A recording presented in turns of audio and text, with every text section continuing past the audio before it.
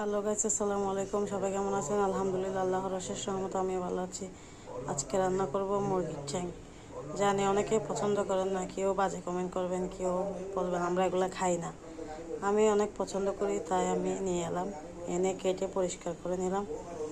চুলাতে একটা কড়াই বসিয়ে দিলাম। অবশ্যই তেল গরম হয়ে এসেছে। তেল গরম হয়ে এলে দিয়ে দিব পেঁয়াজ কুচি।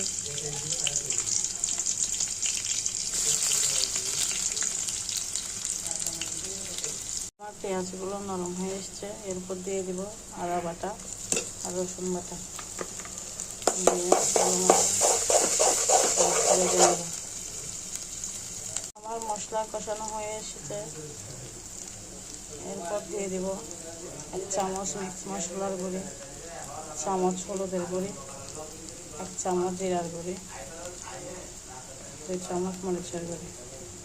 আমি অবশ্যই জলটা বেশি খাই, তাই আমি বেশি করে দিলাম। আপনারা যে যেমন খান অবশ্যই ওভাবে দেবেন। এরপর দিয়ে দিব হালকা পানি দিয়ে আমি মশলাটা ভালোভাবে কষিয়ে নেব। আমার মশলা কষানো হয়ে এসেছে, এবার দিয়ে দেবো শুকনো করে আলু। আমার মেয়ে আলু খেতে খুব ভালোবাসে, তাই আমি প্রতিটা মাংসের তরকারিতে বেশি করে আলু কেটে দিই। আলুগুলো দিয়ে একটু কষিয়ে নেব। আমার আলু কষানো হয়ে এসেছে, এবার দিয়ে দিব আমি মুরগির পাগুলো দিয়ে ভালো করে কষিয়ে নেব। আমার মাংসগুলো কষানো হয়ে এসেছে। আমার মুরগির পাগুলো কষানো হয়ে এসেছে। দেখেন, দেখে বোঝা যাচ্ছে কালারটা অনেক সুন্দর হয়েছে।